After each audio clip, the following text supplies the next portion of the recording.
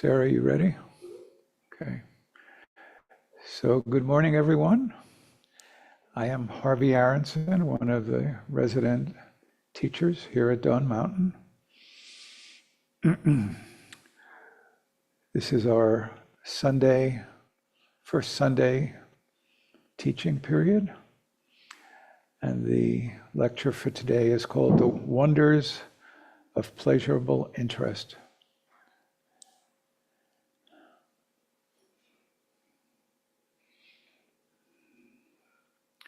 What I'm going to have to say today comes from the Theravada Buddhist tradition, and that Buddhist tradition is found in Ceylon, India, Burma, Thailand, probably some of Laos, down into probably some Indonesia, Malaysia, Nepal.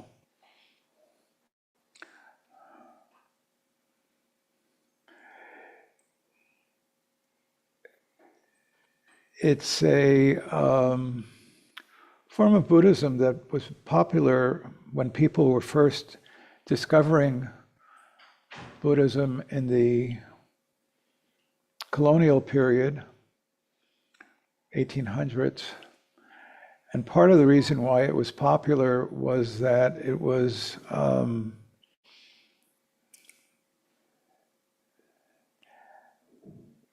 not oriented towards faith in the same way that Christianity is oriented towards faith.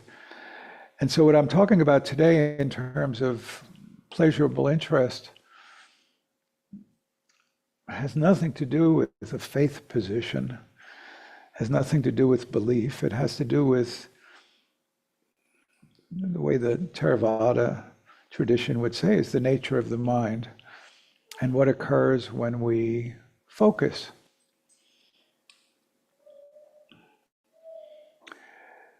They talk about in that tradition, and this is shared with the later traditions, but it's just nowadays with the practice of mindfulness, practice of meditation, the whole tradition of mindfulness and that comes with it is very, very much oriented towards the practice of meditation and a particular set of concepts associated with that tradition of mindfulness. So typically, as we do in our Sunday meditation, let's say when we're meditating on the breath is the object. And according to the tradition, if we're trying to establish mindfulness, there are 5 elements to focus. The first is called initial application of the mind, which is just we make contact with the breath. We may be noticing the breath at the nostrils, we may notice it at the chest, we may notice it in our belly, 3 or 4 finger widths below our navel, 3 or 4 finger widths within. So we place our attention on a spot, and then we sustain our attention there. So there's initial application of mind, and then there's sustained application of mind. Now, initially, most of us, and this can go on for days, months, and or years, will be beset by a lot of distraction. We hear a sound, our mind goes to the sound. No blame.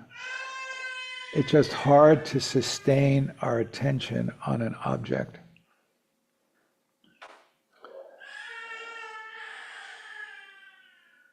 But the tradition says if we place our mind on an object and sustain our mind on an object,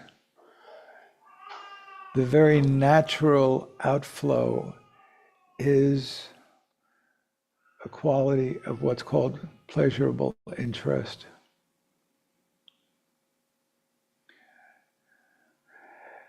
Now, many of us may come to pleasurable interest in a whole number of ways that we have never paid any mind to. You may enjoy cooking, and you may in particular enjoy cutting celery. You dice it one way, and then you dice it another way, and dum dum dum dum dum. And without any paying any attention to it, you've put your mind on the celery, and you've sustained your mind on the celery, and you're having a good time. Pleasurable interest. You're knitting, but you're really absorbed in the knitting. Some people get where they can do knitting in a mindless way. That's a whole other kind of thing. But let's say you're just really focused on knitting. It's pleasurable. You're doing pottery. You've put your mind on the pot. You've sustained your mind on the pot. Crossword puzzles. Maybe you've got some kind of problem at work and you really get immersed in it. And you put your mind on the problem, you sustain your mind on the problem. And after a while you notice, I'm feeling kind of positive about things in life today. Initial application of mind, sustained application of mind. So one of the things that's important to appreciate is that in meditation, there are different ways to talk about this. One way to talk about it is there's path practice, things we do. So we put our attention on the breath. We sustain our attention on the breathing.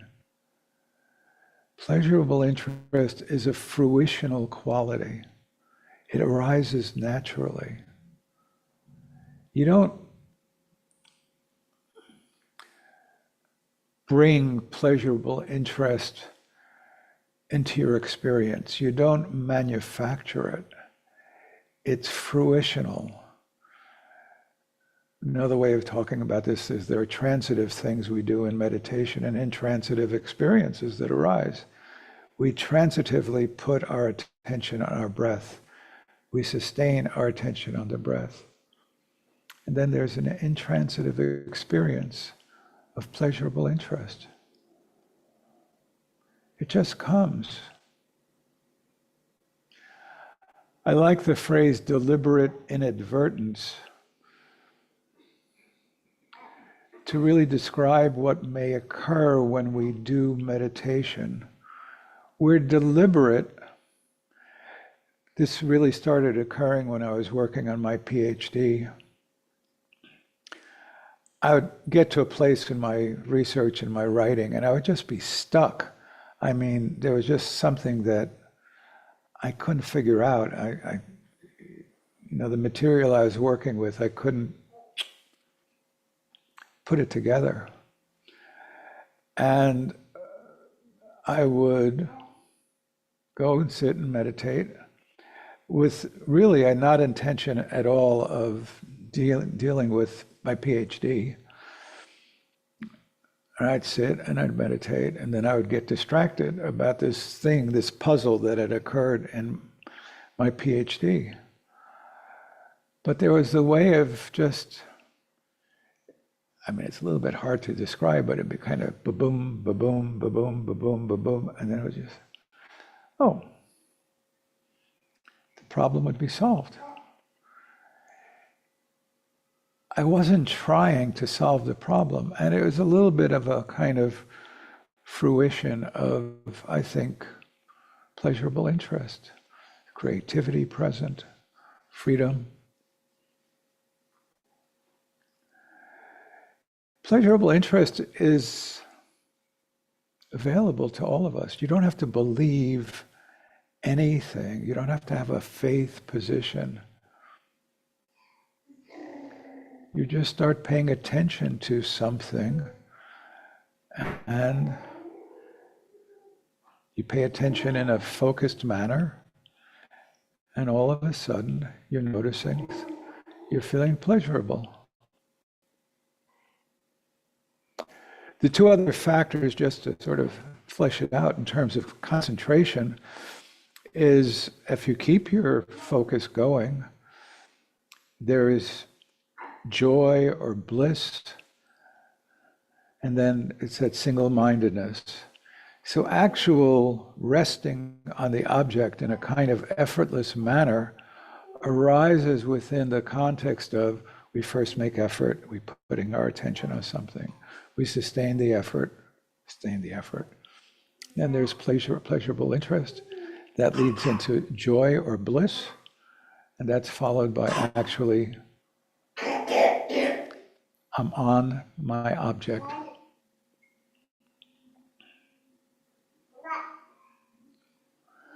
It's interesting, in the text they call pleasurable interest the food of meditators.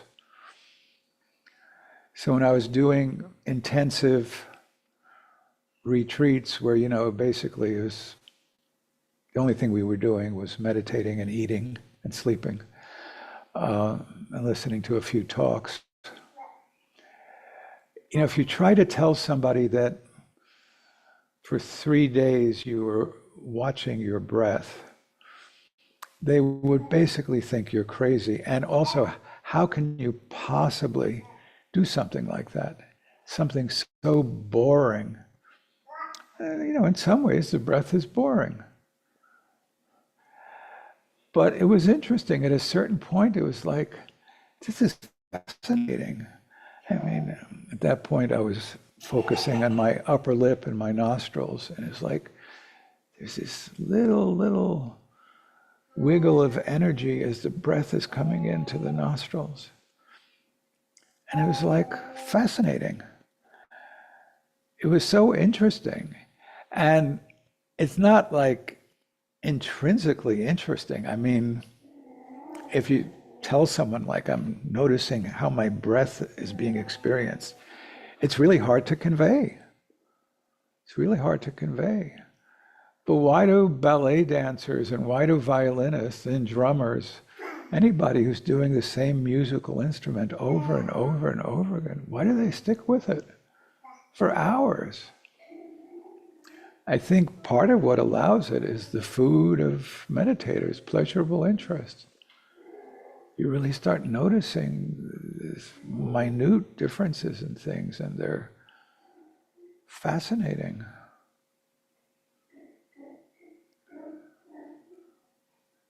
We recently in France, when we were doing some fancy word microphenomenological exploration of our experience, and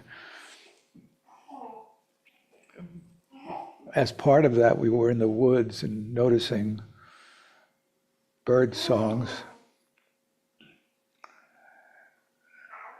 And I started noticing, it was very quiet, but the birds were very, very, very loud. And I was just really, really paying attention. And I started noticing that wherever the bird song was, that side of my face started vibrating in kind of attunement to the bird song. So if the bird was on this side of my face started echoing and experienced the nature of the bird song, or in the front, and the top of my forehead started vibrating. I just started noticing these very, very subtle experiences of my face in response to the bird song. And it was just so pleasurable. It was just so enjoyable and so refreshing. And, if you tell someone I was listening to the birds, what are you doing? But it was really, really satisfying. Pleasurable interest was present. So I like to tie this into another, in our first and third Tuesday teachings nowadays, we're talking about Buddhism in the context of a kind of understanding of modern Western psychotherapy and psychology. I like to bring in another perspective on this, and that is Abraham Maslow's discussion of peak experiences. So in the, it must be 50s and 60s, Maslow was what we call a humanistic psychologist. Most psychology up to that time influenced by Freud, was really interested in instinct and need and problems and pathology. And here comes Maslow, and all of a sudden he starts talking about peak experiences. These are experiences of rare, exciting, oceanic, deeply moving, exhilarating, elevating experiences that generate an advanced form of perceiving reality and are even mystic and magical in their effect upon the experimenter.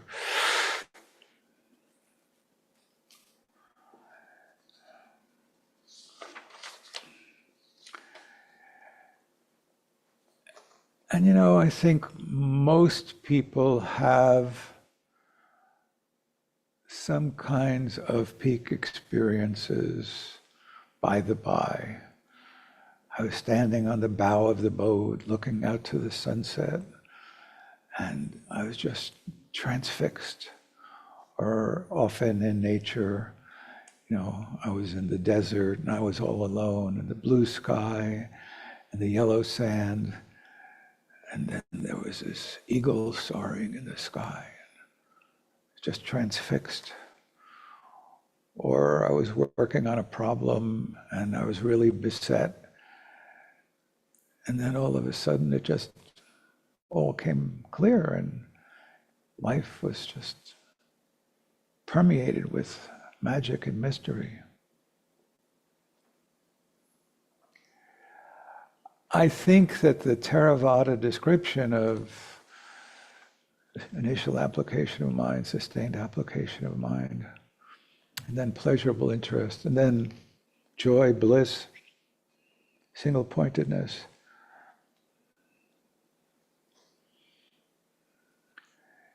is an avenue for understanding how the nature of mind can give rise to these kinds of peak experiences.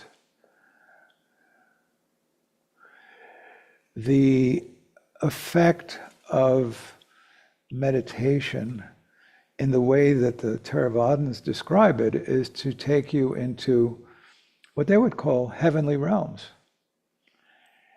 So if you really are focused on something,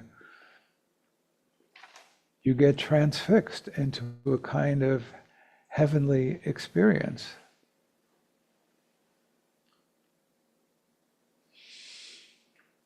What are some of the qualities of peak experiences? Loss of judgment to time and space.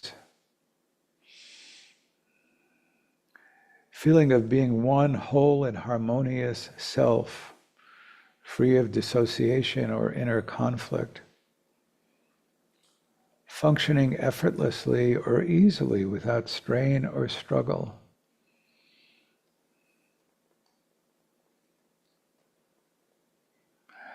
You know, I think anybody who's trained in something, so this morning at 9:30 we did some Qigong, and Gabriel was our teacher, and he's very fluid, and it was very lovely, and you know, there I was clunking along.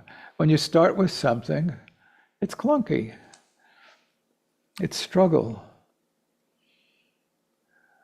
But most of us have studied or practiced something. How do you throw a pot? How do you finger a guitar? How do you chop celery? How do you make a gravy? How do you draw a line?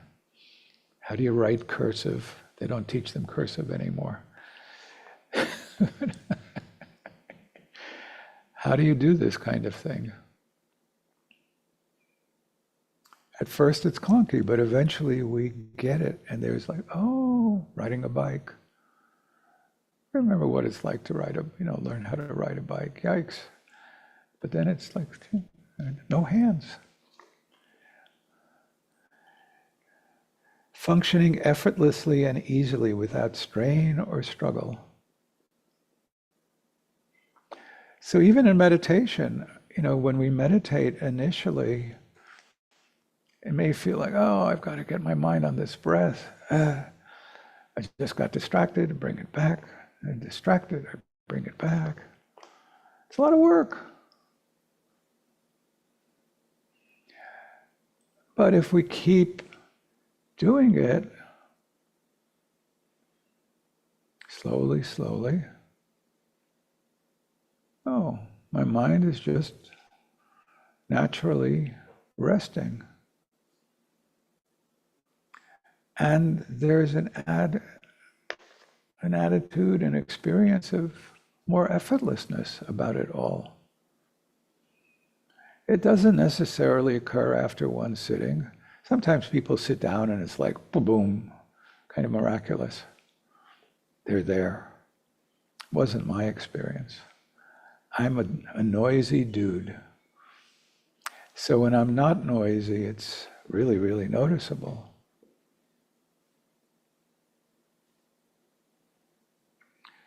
Spontaneity, expressiveness, and naturally flowing behavior that's not constrained by conformity. So we practice meditation, we may notice that our creativity jumps up. We may have insights, we may have solutions just arising for us that weren't evident before. A free mind that is flexible and open to creative thoughts and ideas. Complete mindfulness of the present moment without influence of past or expected future experiences. So the struggle initially when we're meditating is we're putting our mind on our breathing in the present moment. It's a present moment experience. I've got a shopping list I've got to attend to. Oh, what did I tell Nancy yesterday? I shouldn't have talked to Nancy that way. Maybe in the future I won't talk to Nancy. And all of a sudden we're distracted into the past, into the present, into the future. Just being with what's present. It's very, very unusual. And our culture, it's countercultural. It's relatively rebellious to bring our attention to the present moment. These things are, we should call them the anti-meditators.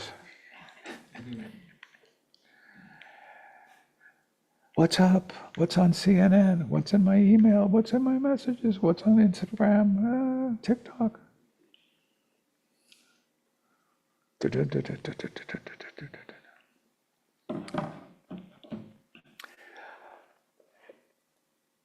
It's really, in a way, harder and harder to bring people into a meditative world. And it's harder and harder to make sense of it to individuals. I mean, these things are addictive. And perhaps there will be a countercurrent or a backlash, but if we are lucky enough to start practicing and start experiencing. In Tibetan, they have a phrase for meditative experiences. Now, ultimately, you wish to arrive at a state where you're kind of in a steady state of realization. That's really, really advanced. But it's very, very important to have meditative experiences where something feels different. To even feel, I feel the birds. Not only do I hear the birds, I feel the birds in my cheek. It's a very, very specific, that bird affects my cheek from that direction in a very specific way. I never knew that I could know a bird through my cheek. What a wonderful and rare opportunity to experience life. Yeah, so that brings me to one thing that I really wish to share today.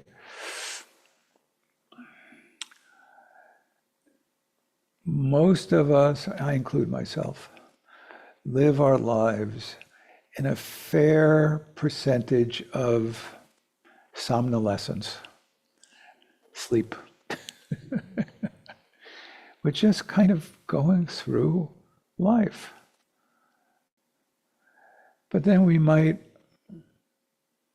sit and meditate, and all of a sudden things feel fresher, feel more alive. It might occur, sometimes there's a tragedy.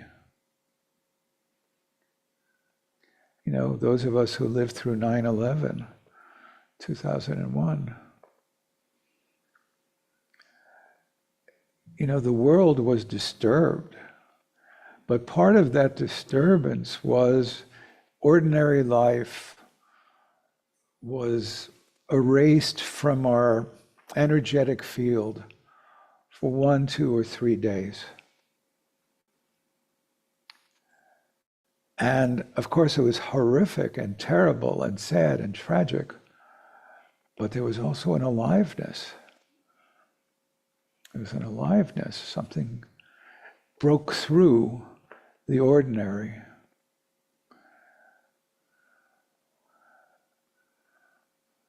We have a certain kind of conversation with somebody that we didn't really expect to have. Something breaks through. And we're all of a sudden feeling alive. One of the things that meditation can support, encourage, develop, and expand is a sense of aliveness. You know, I think many people, I don't do this, I can't do it, but I think many people in our culture like to go to horror films because I think they end up feeling more alive. Ah! Feel more alive. They take stimulants and drugs to feel different.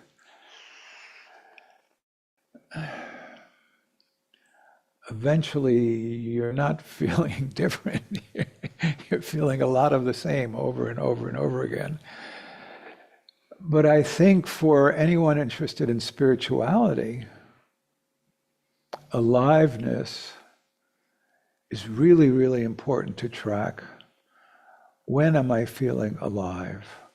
What does it feel like to feel alive? What does it feel like to not feel alive? What does it feel like to be sleepy? Sleepy in the sense of not necessarily tired, but just going through the motions of life in a kind of hypnotized, unaware manner.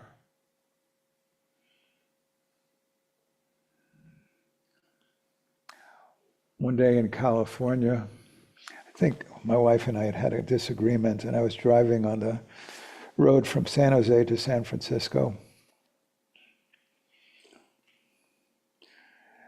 And at a certain point, there was a police flashing lights in my rearview mirror. Pulls me over, and he says, "Why did you pass me?" I had no idea that I had passed a police car. I was asleep. I mean, I wasn't literally asleep, but I think people may call it road hypnosis. I was barely aware of being alive. I didn't see a cop car. I mean, how out of it can you be when you're driving to pass a police car? I was completely unconscious. That's not being alive. It's just, just enough of me was aware of driving that I wasn't hitting things, but I certainly wasn't registering. I wasn't registering cop car. I couldn't answer. I didn't know what to say.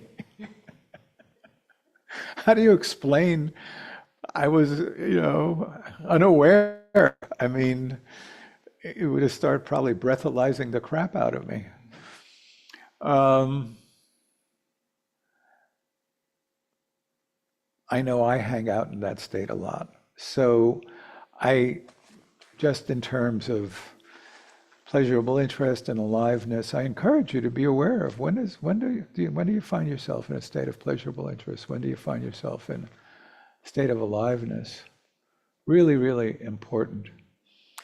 And I notice we have arrived at 11, so I'm going to just take a breath where we're going to end the morning teaching, first Sunday of the month.